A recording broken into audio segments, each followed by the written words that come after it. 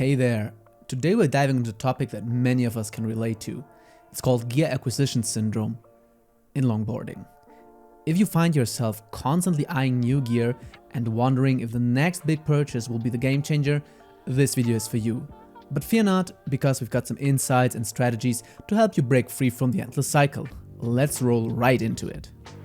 But before we explore the details of the gear acquisition syndrome, let's take a quick ride through the history of longboarding gear.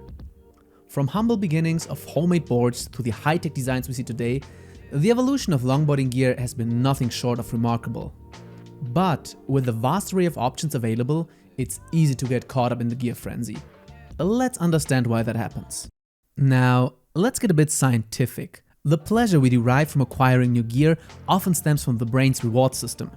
Dopamine, the feel-good neurotransmitter, plays a significant role in this process. Every new longboard or set of wheels triggers a release of dopamine, creating a sense of satisfaction and accomplishment. However, this satisfaction is short-lived, leading to a continuous cycle of craving and acquisition. Understanding this can help us approach our gear obsession more mindfully. But speaking of cycles, let's address another aspect that often fuels gear acquisition syndrome: the work-spend cycle. Many of us work hard to afford our passions and just make a living. And in the world of longboarding, that can translate into constantly upgrading your gear. While it's great to invest in quality equipment, it's crucial to recognize when the work-spend cycle becomes a never-ending loop. The more we work, the more we feel the need to justify that hard work by spending the money on possessions and experiences. Everyone remembers the first time they made a change in income, and how fast you get used to that as well and spend way more money than before. This can be mentally and financially draining, taking away from the pure enjoyment of longboarding itself. So how do we break free from the cycle and find a healthier balance between work, spending and riding? Here are 4 tips that might help you. Evaluate your priorities. Take a step back and reassess your priorities. Are you working primarily to fund your consumerism, or are you working to support a fulfilling and balanced lifestyle? Number 2, set realistic goals. Instead of constantly chasing the next big upgrade, set realistic financial goals. Allocate a portion of your income to longboarding while avoid overspending. Number 3, explore affordable alternatives. Consider exploring more affordable alternatives without compromising quality. Sometimes the best experience comes from the simplicity of your setup rather than the price tag attached to it. And number 4, work-life integration. Integrate your love for longboarding into your daily life. Instead of seeing it as a reward for your hard work, make it a consistent part of your routine.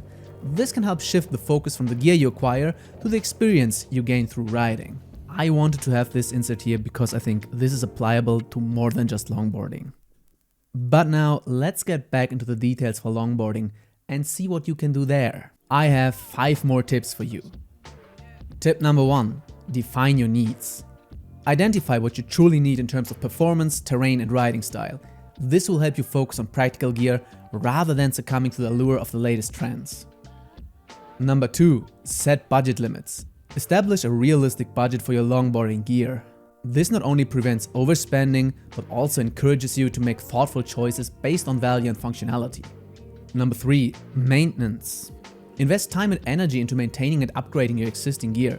Sometimes a small tweak or an upgrade can breathe new life into your current setup, saving you money and satisfying your gear cravings.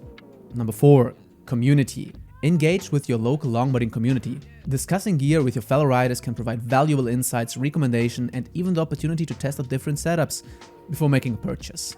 And number 5, document your progress. Create a journal or make a video log of your progress and experiences. Focus on your skills and achievements rather than your gear.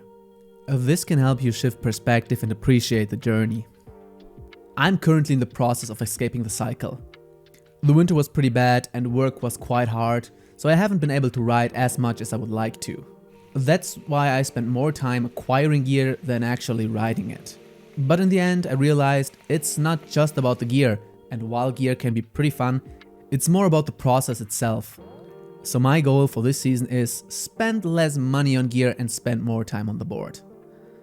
I hope you enjoyed this one and see you in the next one. Bye!